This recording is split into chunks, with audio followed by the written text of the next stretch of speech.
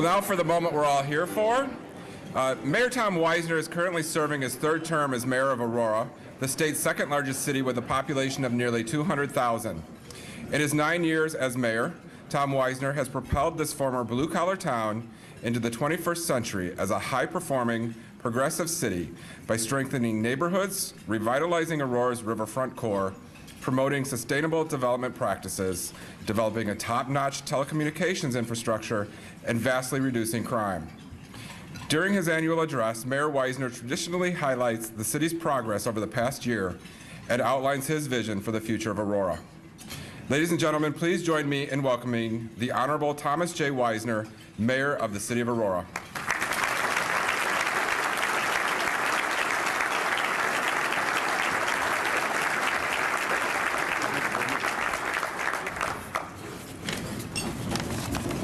Well, thank you, Joe, for that nice introduction, and I'm very, very pleased to be here today. I think we started a little late, so I'll try to be as fast as I can. The crowd is, looking out at the crowd, is quite a few folks here today. I'm glad to see that. Our table had 11 people at it. I don't know if yours did, but it reminded me of an old W.C. Fields film where he basically said, "It was so crowded, you couldn't clap this way, you had to clap this way." So feel free to clap any way you want, or not, for that matter. And I'd advise you right now, drink a lot of coffee. And if you would, elbow your neighbor about every 15 minutes. And feel free to leave at any time that you want. However, I should warn you, although I spoke to the chief, and he reduced the. Anyway, we're just going to do shoot to maim, not to kill, if you leave. So you can take your chances if you like. But I want to welcome all of you here that are at Pipers, as well as anyone and everyone watching via live webcast. And thanks to technology, anyone sitting in a computer with internet access right now, which includes students at several Aurora high schools, can hear this talk real time. I do, again, want to thank the Aurora Regional Chamber for hosting the event, President Joe Henning, Chairman of the Board Keith Wheeler. We appreciate it very much. I do want to thank my wife before I start, mainly for putting up with me, I think, but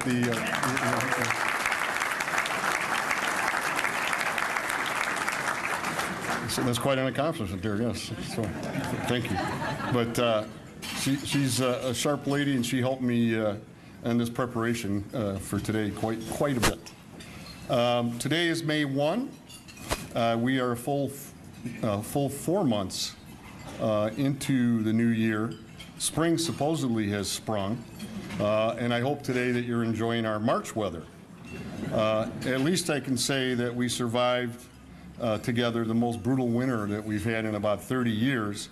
There was 70 inches of snowfall, a string of sub-zero days dropping down to 40 below with the wind chill. And Marilyn and I, it was so cold basically that Marilyn and I started thinking back to our equatorial existence in the Solomon Islands many years ago, malaria notwithstanding. It looked pretty good. Now, I generally prefer documentaries to Disney princess films, unless the princess is a brunette. But I couldn't help but take notice of the film Frozen, because for a while Aurora resembled Arendelle, if I said that right. I haven't seen the movie, frankly. It was like we were trapped in an eternal winter. The Arctic weather posed a real challenge for our city. All hands were on deck to respond to the Arctic blast. This past season, our city snow team spent 424 hours clearing city streets versus 160 hours the previous year. And in my humble opinion, Aurora's snow team is the best there is.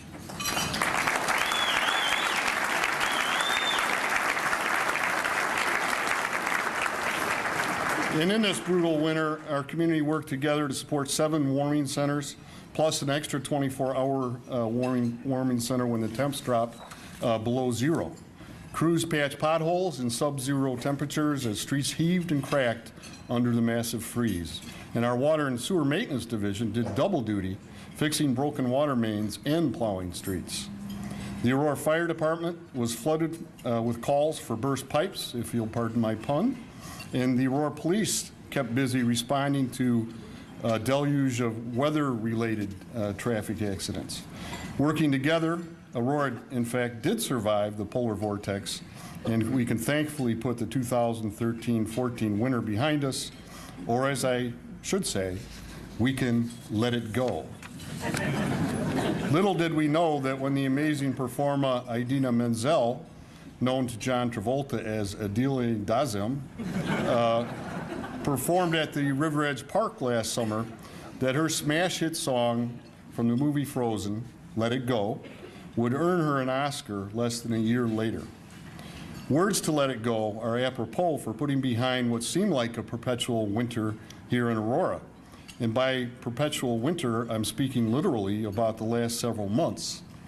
But on a metaphoric level, I'm talking about what seemed like a perpetual winter in which Aurora seemed frozen in an environment of gangs, drugs, and crime. But those times are now behind us, and we have, in fact, let it go. Today, Aurora is a better, safer, and a thriving place to live, work, play, and raise the next generation of Aurorans. Aurora is, in fact, raising the bar and setting a new standard. 2 years ago, media took notice when Aurora, a city of 200,000 people, went a whole year without a single murder. They missed the fact that not just homicides, but violent crime in general had fallen precipitously. But that was 2012. What's even more gratifying is that major crime continued to plummet in Aurora, down another 13.5% in 2013. Compare the numbers over the last 10 years on the graph behind me, and it's easy to see the impressive transformation our community has made in recent years. From 2003 to 2013, burglaries and theft are down 51%, robberies are down 56%, murders are down 82%. We have the lowest crime rate in Aurora since 1979, when we began keeping modern statistics. We are raising the bar, and we are setting a new standard for safety in our community. What is happening in Aurora is being recognized all across the country. National real estate firm Movoto reviewed the top 100 mid-sized cities in the United States and ranked Aurora as one of the top 10 safest mid-sized cities in the United States of America at number 8.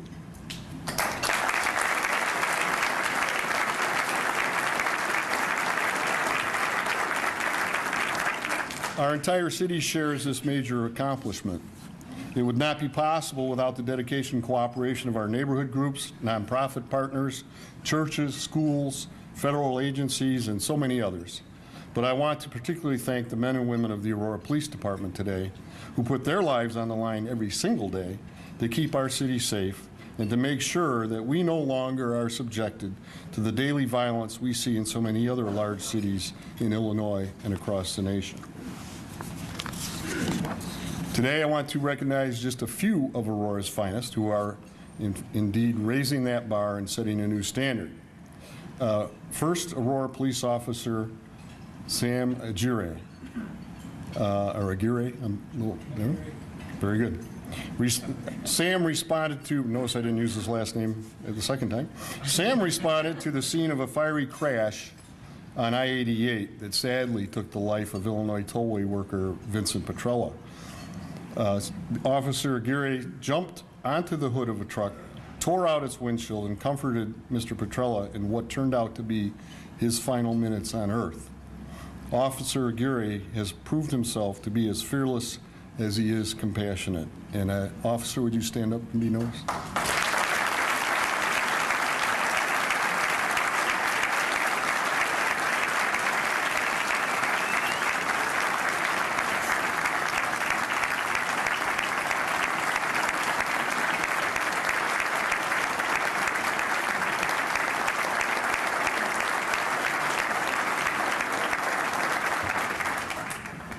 Next, there is Aurora Police Officer of the Year, Investigator Stephen Stemmet. Investigator Stemmet's tenacity and stick-to-itness resulted in multiple gun and drug-related indictments against 20 defendants after a 16-month investigation, when he often came in and worked on his days off to get the job done. Police Officer of the Year, Stephen Stemmet, please stand up and be recognized.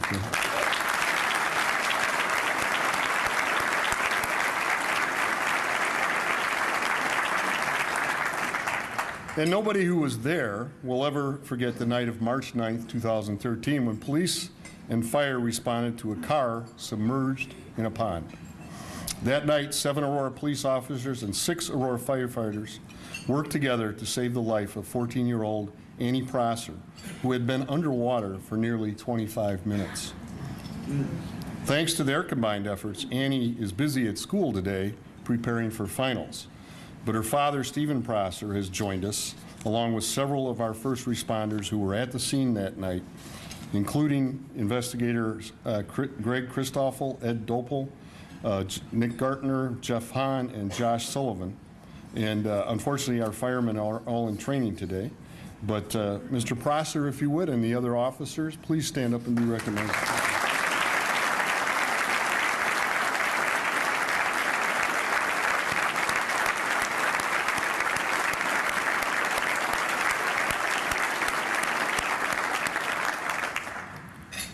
And before first responders ever make it to the scene, the link between the emergency on the ground and the responder on the way is our 911 operators. In many ways, in fact, as the initial point of contact, our 911 operators are the first responders. Their professionalism, quick thinking, patience, and calm demeanor can make all the difference in a volatile situation. With us today is the 2014 911 Operator of the Year, Jessica Archer. Please stand up and be recognized.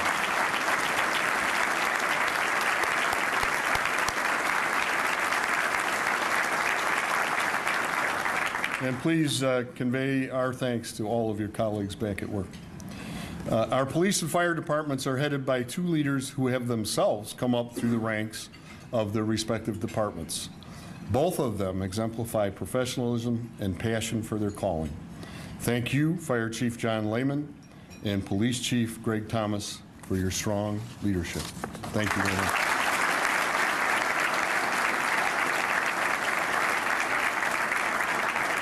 The City of Aurora is committed to raising the bar and setting a new standard in providing efficient, effective, and responsive governmental services to the 200,000 plus people of Aurora, and our peers are taking notice. Here is an overview of a few of the awards and recognitions Aurora has received over the past year. 2013 marked another banner year for the City of Aurora to be recognized with esteemed honors at the local, regional, and national levels. Aurora ranked in the top 10 of the country's safest mid-sized cities based on the most recent FBI crime statistics, according to Mavoto Real Estate. Chicago Agent Magazine ranked Aurora tops in suburban home sales. The city was #1 in single-family detached homes and #2 in single-family attached home sales. Restaurant.com released its list of the top 50 most romantic restaurants in the nation, and Aurora's Domo 77 came in at #2. Aurora was rated as one of the top 5 green communities in America, according to the U.S. Environmental Protection Agency, which hosts a national year-long campaign to see which communities make best use of green power. 34% of Aurora's total electricity use is green power. Speaking of green, the Phillips Park Golf Course is one of only 6 courses in the country to receive the Design Excellence Award from the American Society of Golf Course Architects for its recent renovations.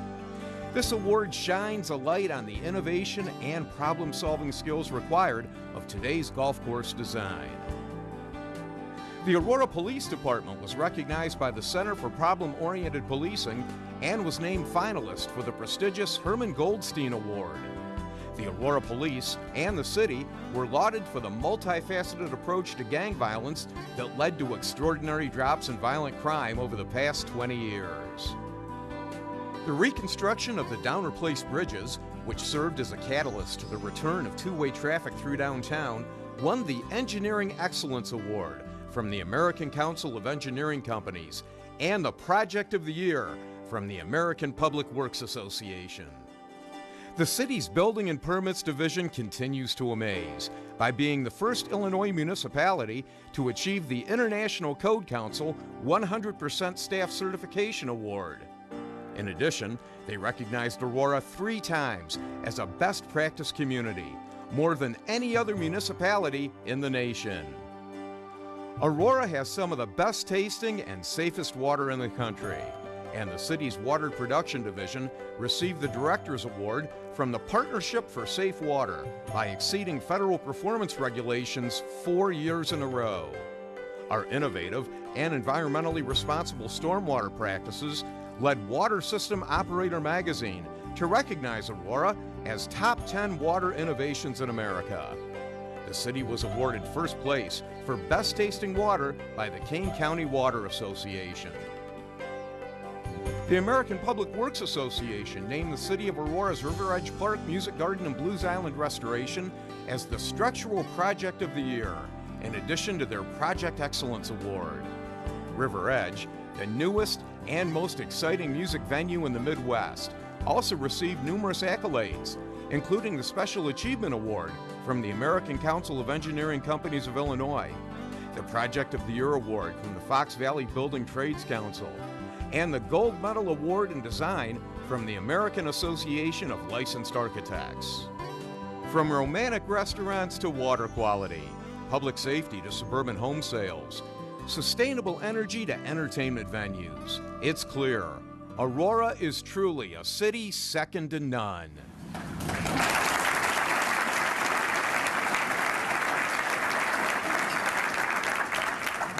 And we do have an incredible team of dedicated employees in the city of Aurora, always working to make sure that we remain a city second to none, and I thank you for your recognition of that.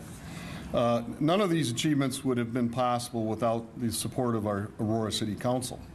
Even in this transition year, when 5 new aldermen were seated, the Aurora City Council has not missed a beat. I would be remiss if I didn't take this opportunity to thank all of aldermen who were introduced earlier for the great work that they do and their care and concern for community. Unlike politics at the state and federal level at times, these 12 aldermen actually do think about their constituents first and foremost, and try to do what is in the best interest of our community. In fact, Congress and our state General Assembly could learn something about good government from our city council. Thanks to each of you, aldermen, for your leadership.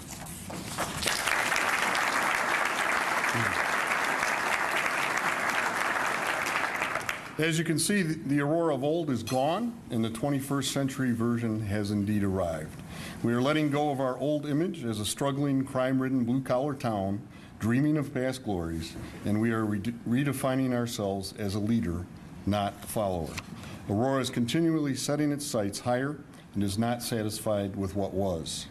Aurora is raising the bar and setting a new standard. Last year, one of our goals was to improve communications with residents, and we've done exactly that. In the last year, our direct communication efforts have increased dramatically with our focus on social media. Today, we can reach tens of thousands of people with the simple click of a button. Through the flooding last spring and snowstorms last winter, social media and our reverse emergency phone system played an invaluable role in connecting our residents with accurate and timely information. This year, we'll expand our reach by making it easier for residents to sign up to receive email news and alerts. In fact, I'm going to put you to the test right now. If you have a cell phone handy, pull it out at this moment.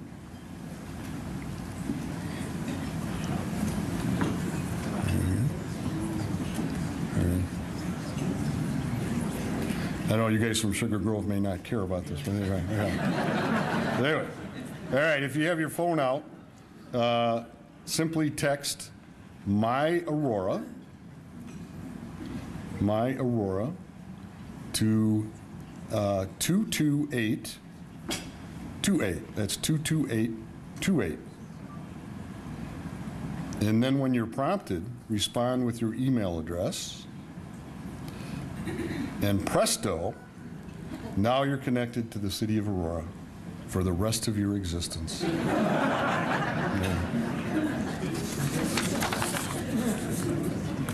Anybody do it? Anybody pull it off? Yeah? Raise your hand if it worked for you. All right. Excellent, excellent. All right, Aurora continues to raise the bar when it comes to sustainability. During 2013, we ushered in a critical new way to communicate more effectively, increase transparency, and save money while promoting sustainable practices within the city. We did this by creating a paperless agenda system. This computerized system streamlines the agenda and minute posting process.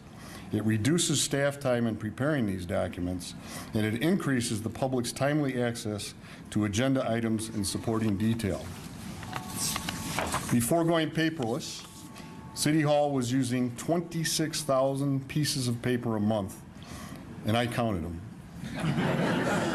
to prepare for and conduct meetings, just meetings alone. That's 312,000 pieces of paper per year.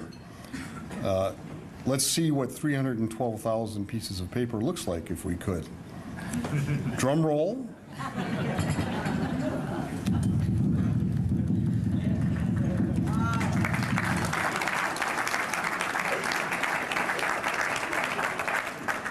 Very good. By going paperless, we will save 37 trees per year, assuming they're not ash trees, and eliminate the energy, wastewater, and greenhouse gas emissions that result from the production of this amount of paper. And as we talk about energy use, I'd be remiss if I didn't repeat the fact that the U.S. Environmental Protection Agency recently recognized Aurora as one of the top 5 green communities in America for the use of green power, otherwise known as alternative energy. As you saw, Aurora was also recognized as one of the top 10 innovators in the country for our use of green infrastructure, as opposed to gray infrastructure, to better manage stormwater. In the follow-up to our successful implementation of rain gardens in downtown Aurora on Downer Place just last year, the city, in the next 12 months, will create 96 rain gardens at 28 intersections across the city of Aurora. These gardens allow stormwater runoff to soak into the ground rather than entering Aurora's combined sewer system, which at worst case can lead to sewage backups in basements, and even at the best case, still sends pollutant-laden stormwater into the Fox River. Nearly 80% of the $1.8 million project we're pursuing on these rain gardens is being paid for through a grant from the Illinois Environmental Protection Agency. Next week, as we talk about sustainability, I wanted to announce today that our council will move next week to create Sustainable Aurora, an organization that will help us remain and lead in terms of sustainability. And I wanted to indicate today that I will be nominating Mr. Charlie Zine as the chairman of that new group. And I don't know if is Charlie here by any chance?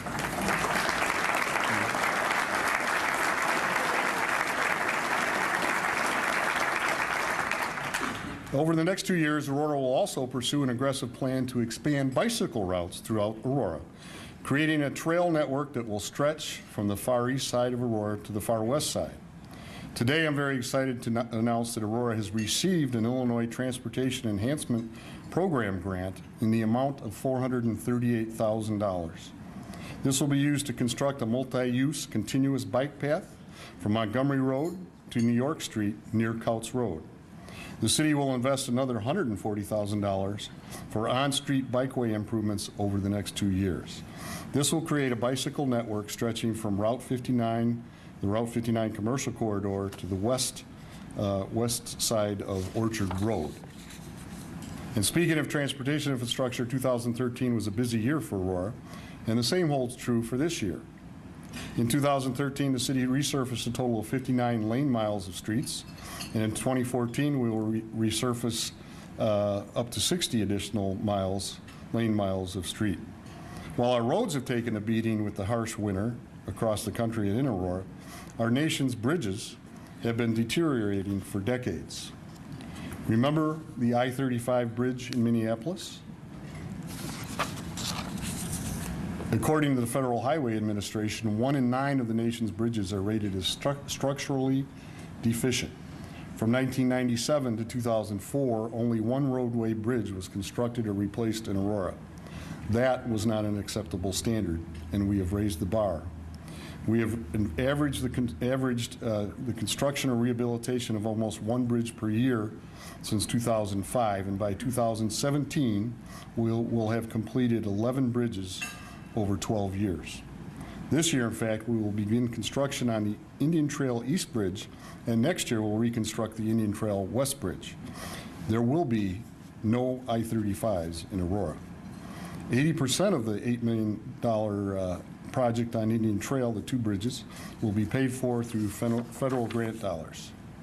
And you may have noticed work underway already on East New York Street from Welsh to Asbury Drive.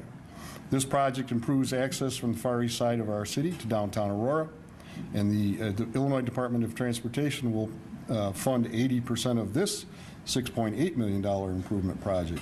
When construction is completed in 2015, the new roadway will feature wider through lanes, left turn lanes, a landscape median, and several bike path as well. To continue improving the connection to the heart of our city from the east, we are also proposing to convert both New York Street and Galena Boulevard from one-way to two-way thoroughfares from Smith Boulevard to Broadway in downtown. Although we are still in the process of gathering public input, the initial reaction has been generally positive, and if all goes well, we'll begin that project later this year. Last year, we finalized the first phase of Station Boulevard project, connecting through traffic between Liberty and Meridian Lake Drive. This unique public-private cost-sharing initiative connects the adjoining transit-oriented residential developments to the Fox Valley Mall and to the Route 59 train station. Plans have been approved for 2 more projects along this corridor that will add nearly 1,300 additional luxury residential units in proximity to the train station. 295 of these units are already under construction and are scheduled to be completed in 2015. The city recently received a federal grant of $1.6 million for Phase 2 of the Station Boulevard project, which will begin next year. The Phase 2 project will link Station Boulevard directly to the Metro parking lot and create another means of egress from that Metro parking lot. Any of you who utilize that, I'm sure will welcome that news. And it will also add 400 new parking spaces to the lot. In the same area, Aurora has partnered with the Illinois Department of Transportation and the city of Naperville to widen and improve Route 59 from New York to Ferry Road. This 2-year, $85 million construction project is now underway, and it may create some temporary inconvenience, but ultimately it will serve to strengthen Naperville and our economy by improving access to the Route 59 commercial corridor, which isn't, in fact, the most successful commercial corridor outside of Chicago. We also received a word recently that the city will receive $6.3 million in grant funding from both the state and federal governments to move forward with the long-awaited Eola Road widening project. This project will ultimately widen a 2-lane stretch of Eola Road from Montgomery Road to 87th Street. To avoid, however, mayhem, a major construction of this project will probably begin in 2016 after Route 59 project is completed. Finally, some good news for the 35,000 travelers who cross Canadian National Railroad tracks at Route 34 each day. IDOT is just beginning work to prepare for a new bridge or overpass over the Canadian National Rail line at Ogden Avenue. During Canadian National's acquisition of the tracks a few years ago, you might recall, Aurora's work to advocate on behalf of our residents paid off in a very big way. Setting a new standard, the federal government is requiring CN to pay an unprecedented 67%, not the usual 5 to 15%, of the estimated $33 million cost of the overpass. The IDOT will fund the remaining 33% of that project. And the overpass should be open for business by the fall of 2016. Quality transportation system is a key to a healthy economy. These construction projects, while causing some fair amount of inconvenience in the short term, will pay huge dividends for both residents and businesses for years to come. And there's another kind of investment that pays even greater returns over the long haul, and that is community investment in education. There's always been a strong sense of agreement in this city that the best way to build a successful community is to provide a strong educational foundation for our youth, an education that prepares Aurora students for life in the 21st century with skills to compete in a global marketplace. We have raised the bar, and today Aurora is unified in providing a quality education to all of our children from cradle to career. Launched 2 years ago, SPARK, which stands for Strong, Prepared, and Ready for Kindergarten, continues to take the lead to improve early childhood education in Aurora. Last year, I announced that thanks to SPARK, Aurora was one of 7 communities across the state chosen to benefit from the U.S. Department of Education's Race to the Top Early Learning Challenge grant for Illinois. In order to improve the quality of education for our children from birth through age 5, SPARK is working with the state to encourage early childhood programs to participate in the statewide quality rating improvement system. Currently, Aurora has licensed 37 daycare centers in the community, or has 37 licensed daycare centers in the community, but only 2 of those are accredited through the state's quality training program. By providing support and training, SPARK has set a goal of having 75% of all Aurora's licensed child care centers enrolled in the statewide quality rating and improvement system by the end of 2016. Aurora STEM University, or STEM Academy, Aurora University STEM Academy, thank you. Last year, we announced for that academy a $220,000 grant to help that move forward. This fall, we're looking forward to the opening of the brand new multi-district Aurora University STEM Academy. The academy will be focused on STEM curriculum, which is science, technology, engineering, and math for 3rd through 8th grade students from East, West, and Indian Prairie school districts. Local school district teachers will staff the academy and receive training and/or master's degrees in STEM curriculum to take back to their districts for the future. And just 2 weeks ago, Aurora's 4 largest public school districts joined the City of Aurora, Waubonsee Community College, and the Aurora Regional Chamber of Commerce in formalizing their commitments to Aurora's Pathways to Prosperity initiative through a joint memorandum of understanding. Together, we've committed to devoting our time and resources to prepare students of today for careers in technology, healthcare, and manufacturing tomorrow.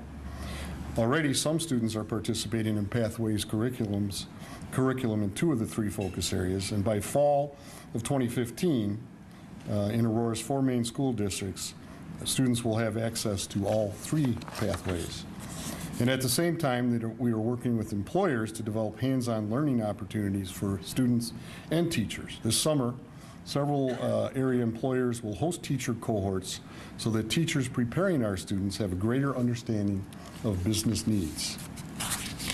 By investing in our youth today and by growing our skilled workforce, we will satisfy the needs of local employers, we will become more attractive to new businesses, we will increase economic development in our community, we will create new jobs for our residents, and we will build a stronger tax base for our future.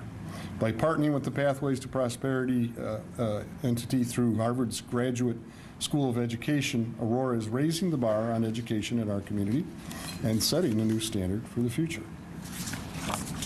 I'd be remiss if I didn't pause a moment to give a collective thanks to our 3 superintendents who have partnered with the city over the last several years to move the city, to move our community forward. But they have chosen, all of them, all 3 of them have chosen to retire this year. I kind of wondered if they didn't all get tired of dealing with me at the same time. because, as you may know, there's rumors that I'm difficult to work with, which is completely false. There's no truth to that whatsoever. And if you don't believe me, just ask my staff. Staff, aren't I just a joy to work with? Yes, sir! Okay, very good. Thank you very much. But our retired superintendents that we want to honor today include Dr. Jerome Roberts at District 131, Dr. Jim Rydland at 129, as well as Kathy Burkett, Dr. Kathy Burkett at District 204. It's been wonderful working with you, and we'll miss you. Could you stand and be recognized?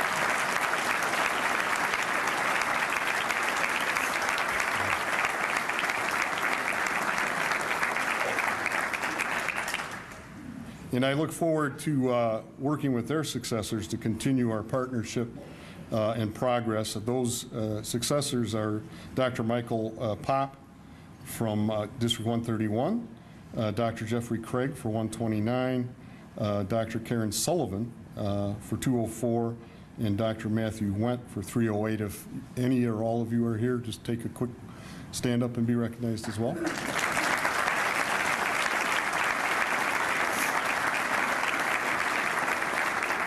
I also want to recognize the leadership of Waubonsee Community College. Their expanded presence in our downtown with their beautiful new campus has not only changed our landscape, but is also changing the futures of every student that walks through their doors.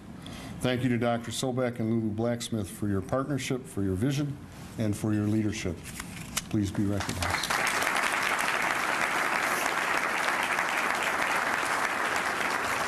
Last fall, I was very proud to attend the ribbon cutting for the new Fred Rogers Magnet Academy on Root Street on the east side of Aurora. For years, the former school building served as the city's community center until the city of Aurora sold the building to the East Side Schools. And we did that so they could consolidate their Magnet Academy and consolidate grades 3 through 8 in a single building. I believe that the sale was good for District 131. I think it was good for the students, and I think it was good for our community. But as the attempted shooting on High Street the other night shows, we can't relax our efforts by any means when it comes to fighting crime. And one of the best ways to fight crime and gangs is to offer our young people positive alternatives. East High's NJROTC program is certainly a sterling example of that. But we also need to deal intelligently with the loss of our previous youth center. And over the past 2 years, the city has worked closely with not-for-profits that serve students, including the not-for-profits including the Boy Scouts, Triple Threat Mentoring, Community 412, CIS, and many others, with the goal of reestablishing a community center on the east side of Aurora. Through a unique public-private collaboration with our not-for-profit partners, we're moving forward a new community/youth center on LaSalle Street, and that community center will be directly adjacent to and partnered with an innovative nonprofit collaboration center. Not only will our partners be contributing significantly to the initial capital costs of the joint project, they will also handle most, if not all, of the operational costs. In fact, the city expects to spend less than 1/3 of the dollars it received for the former community center to restore much-needed community space on Aurora's east side. And the city, at this time, is ready to move forward as soon as our partners can secure the last 30% of funding they're seeking, and which is needed to complete the collaboration center. And we hope to move forward in just the coming months here, if possible. I can't overemphasize to you the importance of a full range of youth programming in our community in order to keep crime down and to provide our young people with positive futures. Public-private partnerships like the one I just described can provide programming service much more efficiently than the public service operating alone. We certainly learned that with our after-school and summer camp partnerships with communities and schools. In 2013, CIS and its many collaborators served 3,140 Aurora students through its summer and after-school programs. In doing so, it created jobs for 230 adults, college co-eds, and high school students. Total city investment in after-school and summer camps was $890,000. But for every single dollar that the city invested, CIS managed to leverage nearly $2 in outside funding. In the school year beginning in September, we'll offer after-school programs to every single middle school in Aurora and summer camps at selected grade schools in all 4 of our largest districts, 129, 131, 204, and 308. Educational opportunities and access to technology are key components for student success. There's perhaps no institution that combines these more seamlessly than the public library. Thanks to the generous donation of $3 million from Dr. Gina Santori on behalf of herself and her late husband, Richard, Aurora residents will have access not only to books, but also to state-of-the-art technology at Aurora's newest public library. I was very touched by Gina's story about the fact that her husband, Richard, was not born with a silver spoon in his mouth. And over the years, even as a mature adult, whenever he had a thirst for knowledge. And he always found that the best way to find that knowledge was to really, in many cases, simply pull over and run into the library and seek out the answers that he was looking for. So he had a great love of libraries, and so this gift from the Santoris is very appropriate and very much appreciated. Let's take a look at their plans. The new building, the sky's the limit. I really didn't know how fabulous it was going to be. Yeah, it's gonna be like opening a present. I think it's really cool that there's going to be so much technology. All these new developments happening, and it's gonna grow into something even more spectacular than I had ever dreamt of. I know it's going to make me cry to walk through it. This library is going to be the envy of every municipality in the state. That's what's so important about this endowment for the library system. It will allow us to really be on the cutting edge of technology from now until for many years to come. What we hope to provide in Aurora is a hub for people to come, see cutting edge and current technology, and use their imagination to create. The Media Lab is going to have the ability to go ahead and create movies, edit movies. We'll have a green screen to go along with that, and all of the newest, greatest equipment for that as well.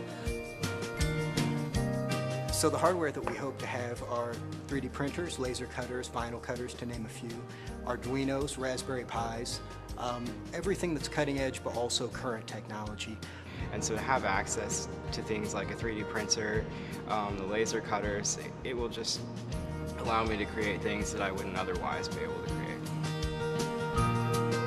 We will have the most innovative, cutting-edge technology for all the citizens of Aurora, young and old, rich and poor, regardless of their race and their background, will have all the tools of technology to really improve their life, to learn, to explore, and to dream. The technological component that we're putting into this library is going to be such an asset for all the residents in this area, and I'm so proud to be a part of it.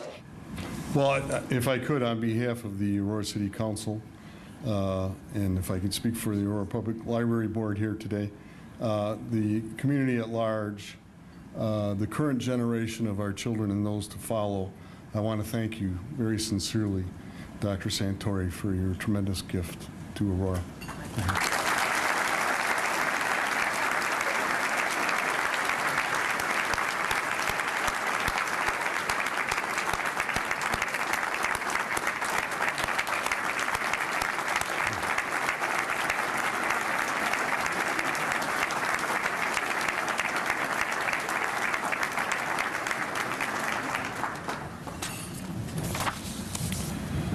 And just as education is critical to a child's future stability, home ownership is critical to community stability.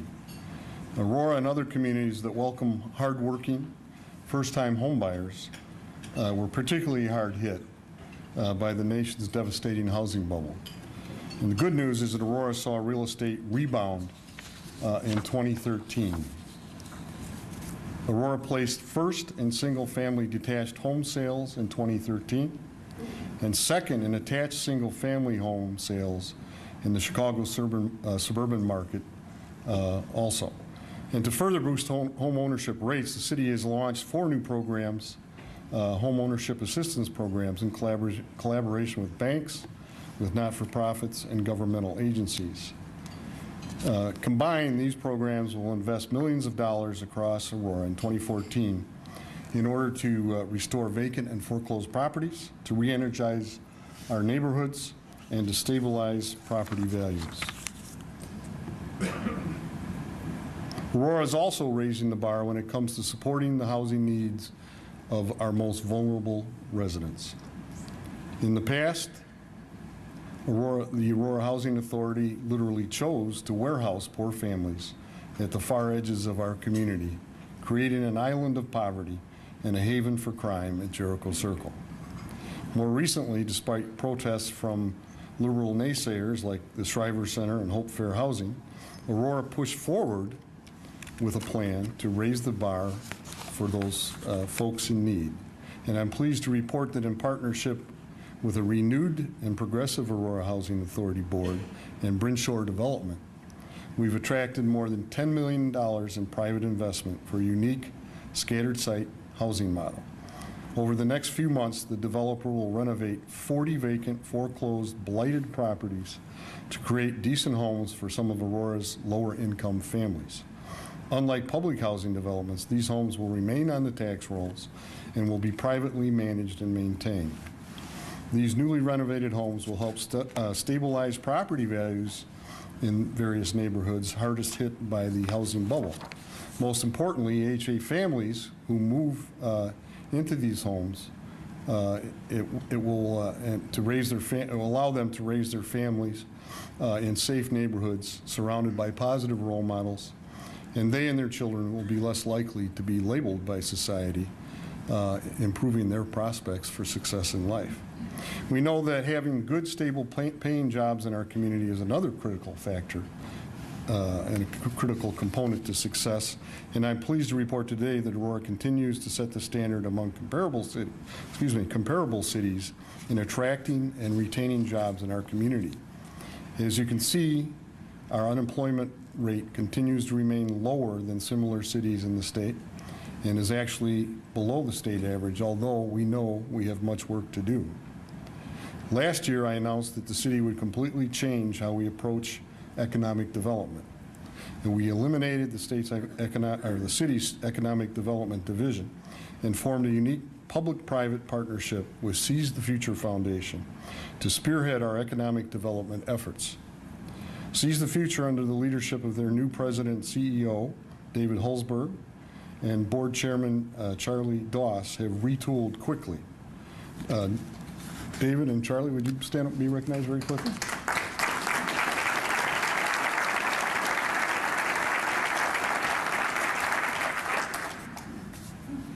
And our commitment to raising the bar in our city is paying off. I'm pleased to report that last year, companies large and small invested over $124 million in commercial construction, and they added almost 300,000 new square feet to the city's landscape. Business in Aurora is growing, literally. There were so many new or expanded businesses that the list reads almost like a dictionary, covering the entire alphabet from A for Americhem Systems to Zoop. And since I expect that you actually want to leave here before the sun sets, I'm going to touch on just a few of those highlights. Last fall, I attended the ribbon cutting for Mitutoyo, the world's largest provider of measurement and inspection solutions, had expanded its presence in Aurora, and they completed a 124,000 square foot renovation and expansion of its U.S. headquarters at its campus overlooking the tollway. Cadence Health, VNA, and Edwards Healthcare all opened new facilities in town. And we welcomed Magnetrol International, a leading global manufacturer of level and flow instruments. Magnetrol relocated its U.S. headquarters to a 221,000 square foot facility in Aurora. The move allowed Magnetrol to more than double its production capacity. Aurora also continues to expand its dining and entertainment options. Last year, more than 20 new restaurants opened throughout the city. Several new eateries are, beyond that, are gearing up to join us in 2014, including the Patio, home to Chicagoland's finest barbecue. The Patio's owner, John Koliopoulos, and his sons Steve and Matt have been so impressed with the ease of our development process.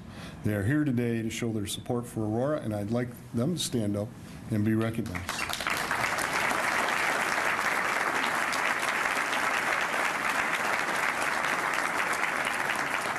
Gentlemen, thank you so much for choosing Aurora. And as new companies and businesses are being approved on a regular basis, we also have many established large and small businesses which continue to expand, thrive, and set new sales records themselves.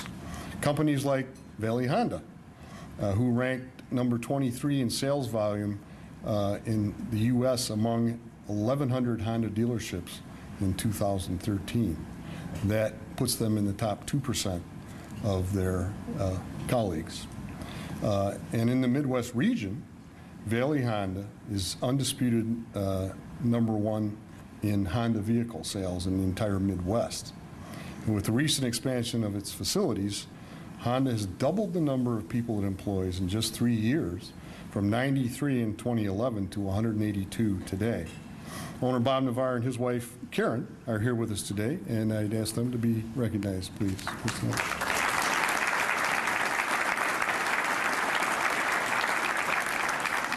I can tell you I've learned some good customer service lessons from Bob Navarre.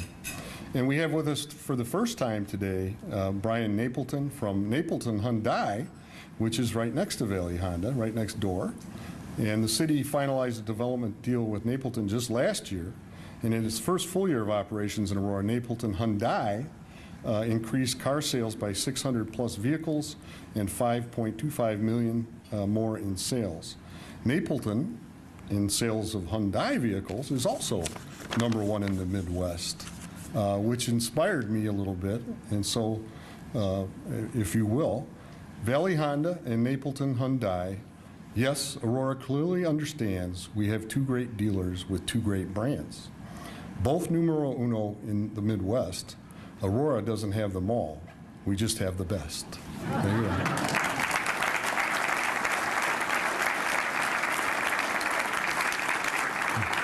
Took me 3.5 hours to put that together last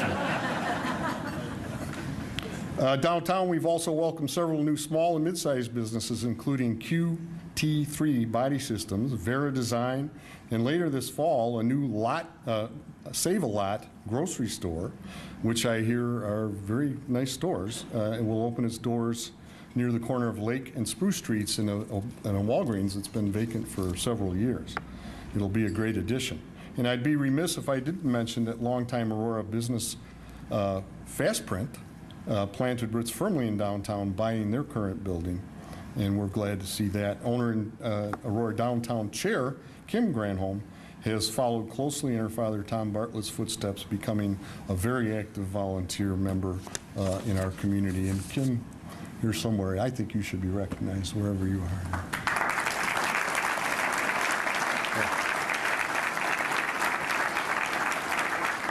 Apparently, Kim doesn't have a lot of pull. She's right in the corner over there. Knightsbridge PME also opened its doors downtown last year. Knightsbridge is one of the world's leading manufacturers of quality cake decorating equipment. And I know we have a lot of Betty Crockers in the room. They made Aurora its first U.S. site for its world-renowned School of Cake Decorating and Confectionery Art just last fall. And they're in a newly renovated historic building in downtown Aurora on Broadway. And they offer cake decorating classes for the casual decorator, culinary students, and professional bakers as well. The first floor retail store sells cake decorating supplies and equipment to professionals and everyday bakers. The city helped to facilitate the renovation of this historically significant building through an investment of TIF funds. We're looking to build on the success of the Knightsbridge model and breathe new life into another historically significant downtown building, the former Elks Club building. Aurora Sees the Future team has issued a request for proposals to explore development opportunities for this iconic building, And several interested parties have sought additional information and time to make proposals, which are now due at the end of this month. It's not always easy or simple to repurpose these historic buildings, but Knightsbridge proves that when business and government partner together, it can indeed be done. Speaking of business and government partnerships, the Chicago Premium Outlets Center near the tollway interchange on Farnsworth has been a huge success in its first 10 years. Although tax increment financing, or TIFs, are greatly misunderstood, they are, in fact, perhaps the best and fairest way of incenting development in our community. The area covered by TIF 2, which includes premium outlets, generated about $25,000 in real estate or property taxes when the TIF was created back in 1989. In 2013, with the development of the outlet mall and nearby retail and office space, TIF number 2 generated more than $8 million in property tax revenue. TIF number 2 expired in 2013, and henceforth the various taxing districts in the area will receive greatly enhanced revenues. Learning from that experience, the city recently created 2 new TIFs, number 7 and 8, which will generate new incentive dollars to encourage much-needed development in the surrounding area.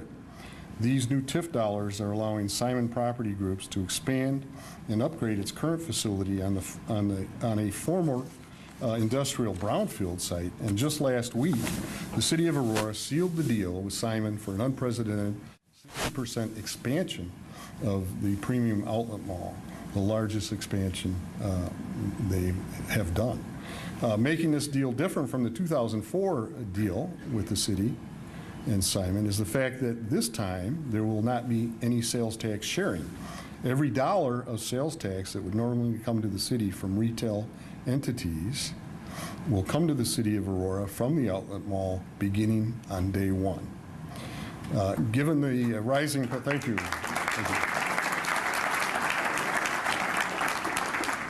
You're probably a taxpayer, because given the rising costs of doing business, that's a good news for the City of Aurora. And 500 new jobs is not bad news either. The latest agreement with Simon was complicated, and it took 2 years to negotiate. But I believe it's a good deal for everybody involved.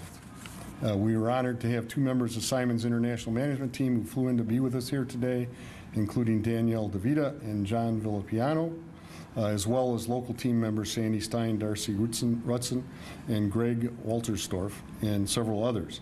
It has honestly been a pleasure working with such amazing and dedicated business people. And since I'm waxing poetic today, I've written a little something special for you as well.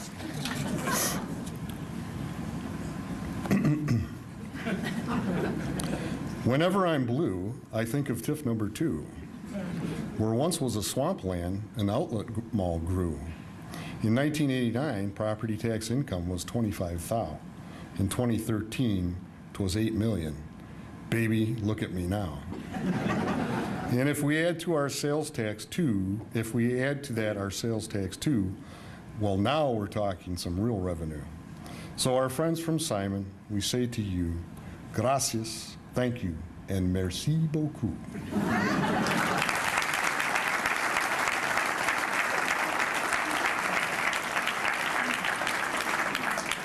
That took 5 hours. Plans for new expansion and upgraded facilities for the outlet mall fall, unfortunately, in stark contrast to the picture across from the mall on the west side of Farnsworth. Ancient hotels and vacant lots do little to attract tourists or shoppers, may even scare some of them away. It's time for a Farnsworth facelift.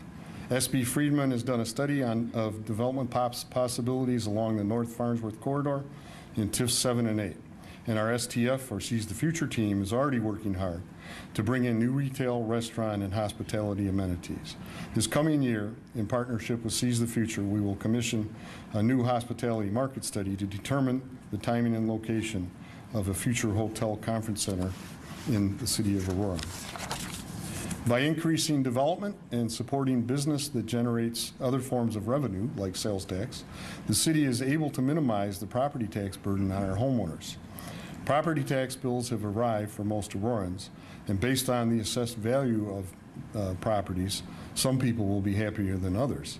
But if people look closely at their tax bill, most will find that the city portion of their tax bill, their property tax bill, constitutes only about 20% or less of their total bill.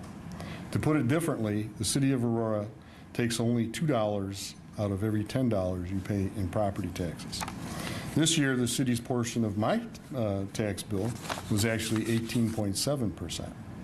And by increasing development, streamlining government operations, and containing costs, I'm proud to say that we've reduced our operational tax levy below what it was when I first took office in 2005.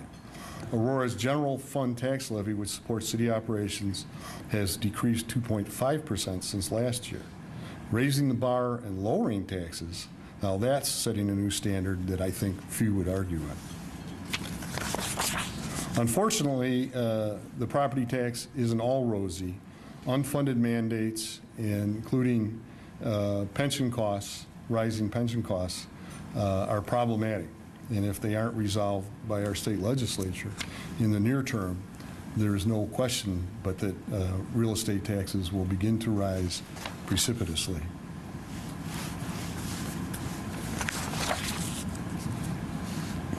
Even when we manage to keep our budget flat, there's still a question as to whether the dollars we do spend are being spent wisely. Looking back, one of the best expenditures we ever made, in my humble opinion, was the construction of a fiber optic network ring. Stretching 43 miles across our city, it initially connected all of our city facilities. Originally, the system allowed the city to save about $500,000 per year on our internet and phone service costs. It also gave us faster, more robust internal IT system, and it allowed us to create our own voice over IP phone system that has worked flawlessly for years. But we also realized, and we always realized, that our network could work to the advantage of our school systems, our medical facilities, and even to our businesses. So OnLight Aurora was created to operate as a not-for-profit as well as an L3C. And it was developed in order to begin to meet the bandwidth needs of the larger community. And today, OnLight Aurora is doing just that and has for several months now. Already, OnLight Aurora has provided high bandwidth internet connections to institutions such as Rush Copley Hospital, School Districts 129, 204, and the Illinois Math and Science Academy, to private sector firms like the Chicago Mercantile Exchange and Alarm Detection Services, and to multi-tenant buildings in downtown Aurora that were previously underserved. OnLight Aurora received a $1 million state gigabit challenge grant in 2012, and more recently, we can thank the Community Foundation of Fox River Valley, in fact, and as well as the Dunham Fund, for awarding OnLight Aurora a $250,000 Doing Our Part challenge grant. That brings me to a juncture that if we have representatives of the Community Foundation of Fox Valley or the Dunham Fund, would you please stand up and be recognized, because you do so much for our community.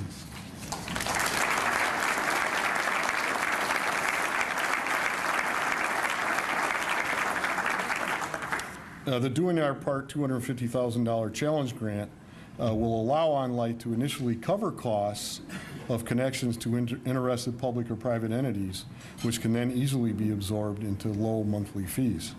And we've now expanded the reach of our system areas north of the tollway near Chicago premium outlets. So from an original 43-mile network, we are now at 60 miles and growing. And we expect that we'll be serving the new and improved outlets, Chicago Premium Outlet Mall as well. One reason that National Data Center ByteGuard, which recently chose to locate in Aurora, one of the reasons they chose to be here was our robust city-owned fiber network running very near its facility. Creating bandwidth and making it available is just one of the many strategies we're using to attract new development in Aurora. Thanks to the OnLight Aurora team, Peter Lynch, Mark McCoy, Ted Beck, and Alderman Rick Mervine in fact, I'm on that board too, aren't I? Okay. Thank you for your dedication and leadership. Thank you guys very much.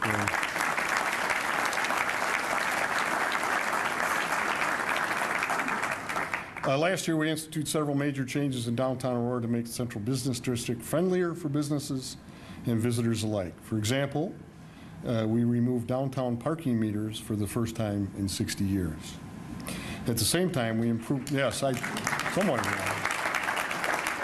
somebody has to appreciate it because there was a lot of people complaining about it for a minute. At the same time, we improved the streetscape and returned two-way traffic to Downer and Benton, which really confused some of our old-timers for a while, but it's worked out rather well, I think. As I mentioned earlier this year, we are proposing to convert New York Street and Galena Boulevard to two-way traffic going east of downtown to make access in and out of our downtown easier from the east. And stay tuned, that should be interesting. At the same time we are making changes, we also have to prioritize the preservation of those assets that make Aurora unique. The Grand Army of the Republic building, commonly known as the GAR, is one of the oldest and perhaps most historic buildings in downtown Aurora. Built to be a permanent Civil War memorial, it was neighbor to two historic districts or buildings, the City Hall, the old City Hall, and the old post office before these majestic edifices were torn down in the 60s. The GAR is unquestionably worth preserving, but that preservation has come at a very high cost. Because it was slowly sinking into the river, we had to stabilize it before we could even begin to fix it. And over the past 14 years, $2.2 million in city funds, as well as $500,000 in grant money, have been spent to save the structure and make it useful once again. And yet, restoration is still not complete. This year, the city has reserved up to $275,000 in the 2014 budget for GAR. These dollars will serve as the required matching dollars for a new state grant request that I think is in the area of $700,000, the request. And if we succeed in getting these matching grant funds, the GR will finally reopen for activity after 2 decades, bringing additional visitors to our downtown. Stay tuned and keep your fingers crossed on that project. Fox River Recreation, I wanted to talk a little bit about that. And I say whether we talk about economic development, whether we talk about tourism, a vibrant downtown, or just plain quality of life for our current and future residents, the Fox River is perhaps the most beautiful, but at the same time, the most underutilized asset Aurora has. We've begun to change that with the brownfield cleanup and construction of beautiful River Edge Park. But to fully realize our vision, we need more activity not just on the shores of the Fox River, but on the river itself. Last year, I joined my fellow mayors from Montgomery, Oswego, and the Mayor Pro Tem of Yorkville in a kayaking trip from Aurora to Yorkville, where a whitewater feature was included in the rebuilding of the Yorkville Dam. The 4 of us wanted to focus attention on the benefits our communities collectively could derive from making the Fox a greater recreational attraction. Our cities and villages are now working collaboratively to accomplish just that.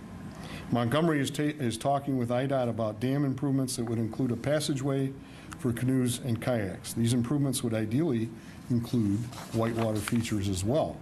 Aurora has already eliminated its South Dam, but has a dysfunctional canoe chute at the New York Street Dam. The fundamentals of the underlying structure of the canoe chute are solid, but the chute itself needs to be redesigned.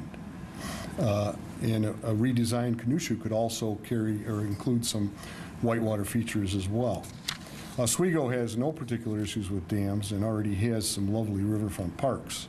By making improvements in Aurora and Montgomery, kayakers and canoers will have easy passage all the way from North Aurora with whitewater features along the way to entice sportsmen and women to venture through our cities and stop off for a cool drink occasionally.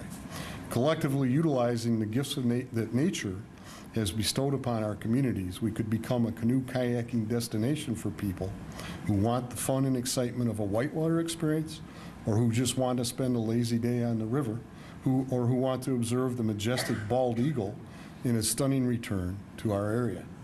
Whatever the reasons for coming, these river goers will help create new opportunities, new jobs, and new income for our communities. And I intend to work closely with my colleagues and friends, Matt Browley, The mayor of Montgomery was here along with Mayor Berman from North Aurora, and with the mayors of Oswego and Yorkville as well, to create a regional system for canoers and kayakers that includes whitewater adventures and riverfront amenities that will serve our residents and draw tourists from throughout the entire region. I firmly believe this cross-community collaborative effort has amazing potential. At the heart of our downtown, along with the magnificent Fox River, is our River Edge Park. In its inaugural year, River Edge Park became a centerpiece to events that brought massive crowds to downtown Aurora. On 4th of July weekend last year, nearly 40,000 people joined us downtown to enjoy the parade and festivities. That's a 100% increase in attendance over recent years. Just 2 days later, the Color Vibe 5K run brought in another 5,000 people, most of whom were not from Aurora, and for lack of a better term, we all had a colorful time. I'm happy to say both the fireworks and Color Vibe will be back in downtown Aurora this year. Last year from this stage, we announced the opening dates and acts for River Edge Park. It was quite a whirlwind season, and we kicked off the Blues on the Fox last year with almost 10,000 in attendance that weekend. And through the summer, we had international celebrities such as the incomparable Idina Menzel, country superstars Trace Atkins, Loretta Lynn, and Randy Travis, and teen pop icons Bridget Mendler and R5. This year, we're raising the bar as we plan an exciting season filled with performances and free community events, including the new Irish Fest, which should be very exciting, that will be an attraction to everyone. Some of our headliner performances this year include the previously announced Blues on the Fox lineup. Blues on the Fox will take place on the 27th and 8th of June. We'll have Jimmy Vaughn, Taj Mahal, and Los Lonely Boys. And we also have the previously leaked Under the Sun tour that'll feature Sugar Ray, Uncle Kracker, and Blues Traveler. And on June 22nd, we will make a huge announcement of a killer classic rock band that's coming to Aurora, and we are bound by contract not to mention this group's name until early in the summer. And if I say anything now, they will have to kill me. So stay tuned for June 22nd. But today I do have the pleasure of announcing two more headliners who will bring in crowds to River Edge Park from miles around. And we have the drum roll? She's a Grammy Award-winning star. She's hailed as one of the best lead vocalists in country music today. She's half of the mega group Sugarland. And is anybody here young enough to have a clue who I'm talking about? Right, there we go. That's right, Aurora will welcome Jennifer Nettles.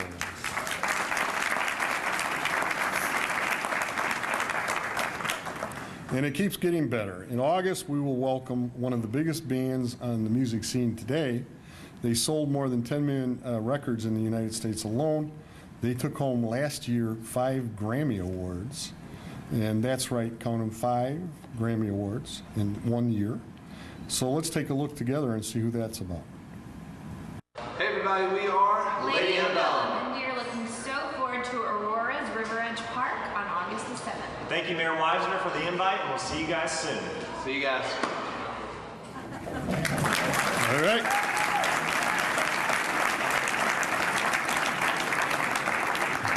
Lady Antebellum. Very good. So let's give our folks at Aurora Civic Center Authority, otherwise known as as ACA, a round of applause for bringing a great lineup to River Edge Park this year.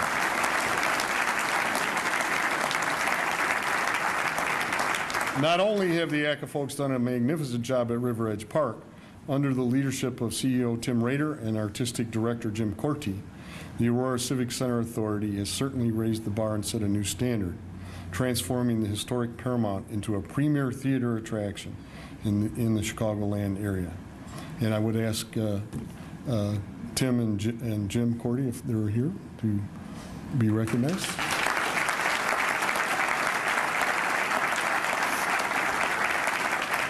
Critics from all over Chicago and the nation are raving about another spectacular Broadway series at the Paramount Theater, which recently closed out with the smash hit Rent. In fact, Chicago critics started a movement to have the prestigious Jeff Awards expand its theatrical horizons to include Aurora's Broadway productions in their awards program consideration. And they succeeded with that, to my knowledge. Is that correct, Jim? That's correct. All right. Or Tim, I should say, not Jim Cordy. Marilyn and I thoroughly enjoyed each show and have our seats reserved for next year's Better Than Ever Broadway series. And this is a heck of a lineup, folks. It includes Cats, Mary Poppins, Tommy, and Les Miserables. And if you've been to any of the previous, how many have been to a production there?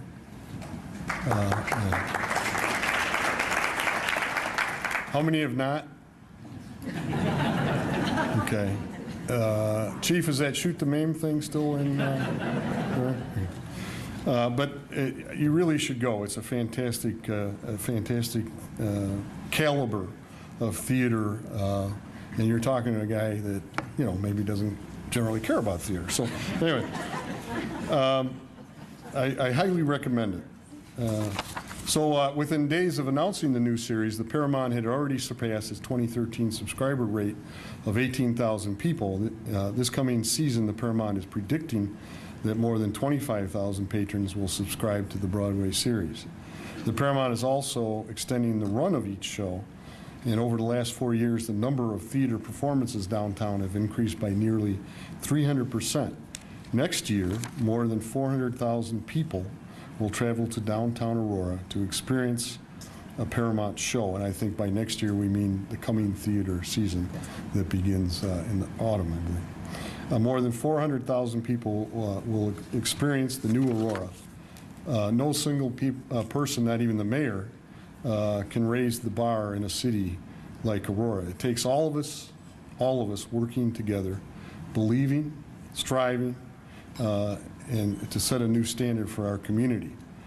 The incredible thing about letting go of the past is that it allows us to have our hands free to grab for something higher and obtain it. The city of Aurora is now in a position to grab for something higher. We have raised the bar and raised expectations for the future. We've set a new standard of excellence across our community. I say it all the time, Aurora works because Aurorans are not afraid to roll up their sleeves and get down to work. What we have in this city is something pretty amazing. The City of Lights has become the City of Lightspeed, and now a city lighting the way. Aurora works because of all of you, because each and every one of you who go above and beyond to make sure Aurora is what it is. Those who volunteer your time and talents to keep this city moving forward are legion.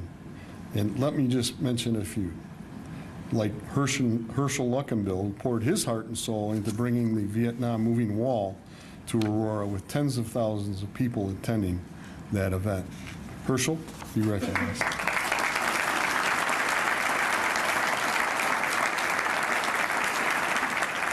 It's people like Myrna Lopez Freitag, who I don't believe is here today, but she was named as Woman of the Year at this year's Woman Power Luncheon because of her tireless efforts to bring together people and to celebrate culture, no matter whose culture. We have local legends like Neil and Mary Orman, who've served this community for more than 50 years, and they continue to preserve the heritage of Aurora. Are the Ormans here by any chance?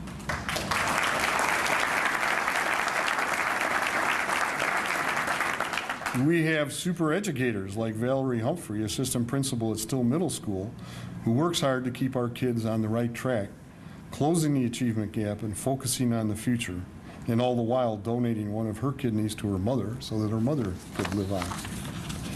You see, Aurora is special. It's special in so many ways. We have what other communities just don't have, and that is you. Yes, we have challenges like any other community, especially communities of this size. But we take those challenges head on and meet them with fresh ideas and new opportunities. I am very proud to serve as mayor of Aurora. And as I watched the smash hit musical Rent At the Paramount, the words of the seasons of love stayed in my head. How do you measure a year? In its daylights, in sunsets, and cups of coffee. Well, here in Aurora, we measure it by the hearts, the minds, and the dedication of the people who are the real lights in this city of lights. Aurora has come a long way this decade, and we are positioned to go much farther. We are setting ourselves up for continued success. We have a fresh vision of our city. Aurora is raising the bar and setting a new standard for our future. Let us join together to use the next 525,600 minutes wisely and well, so we will have something to celebrate when we assemble here once again next year. Thank you so much for being here.